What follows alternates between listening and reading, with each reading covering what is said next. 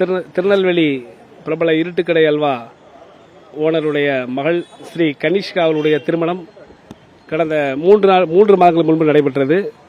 கோயம்புத்தூரை சேர்ந்த பல்ராம் சிங் அவருடன் சேர்ந்து திருமணம் நடைபெற்றது.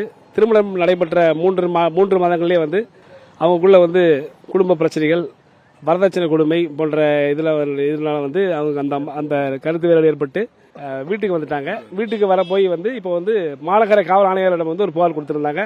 புகாரில் என்னன்னு பார்த்தீங்கன்னா, என்னுடைய கணவர் எனக்கு வீட்டுக்கடையை எழுதி தரணும், எனக்கு டவுரி, எனக்கு வீட்டுக்கடை அல்வா தரணும், எனக்கு தொடர்ச்சியாக மிரட்டல் கொடுத்துட்டு இருக்காங்க. இது சம்பந்தமாக புகார் கொடுத்திருந்தோம். புகார் விசாரணையில் பாளையங்கோட்டை அனைத்து மகளிர் காவல் நிலையத்துக்கு விசாரணைக்காக ஆஜராக சொல்லியிருந்தாங்க. விசாரணையின்படி கடந்த 2 நாட்களுக்கு முன்பு நாங்கள் ஸ்ரீ கனிஷ்கா ஆஜராக இருந்தாங்க. விசாரிச்சு எங்களுக்கு மறு விசாரணை, கோயம்புத்தூர்ல இந்த மாப்பிள்ளை வரணும்னு சொல்லி அந்த மாப்பிள்ளைக்காக இந்த பல்ராம் சிங் அழைப்பாணை கொடுத்திருந்தாங்க. நேரடியாக அழைப்பாணை கொடுத்து வருகின்ற திங்கட்கிழமை காலை 11 மணிக்கு வந்துடும் சொன்னாங்க. பட் இப்போ வரைக்கும் அவங்க வரல.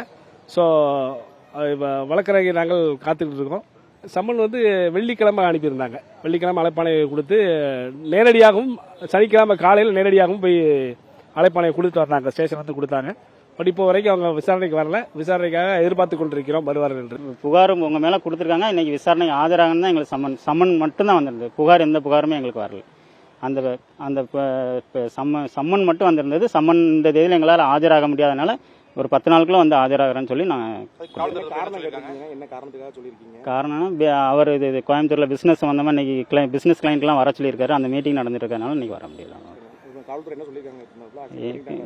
இல்ல, இன்னும் கொஞ்சம் சீனியர் ஆஃபீஸர்ட்ட கன்சல்ட் பண்ணி சொல்றேன்னு சொல்லியிருக்காரு. செய்திகளை உடனுக்குடனும் துல்லியமாகவும் தெரிந்து கொள்ள சப்ஸ்கிரைப் பண்ணுங்க.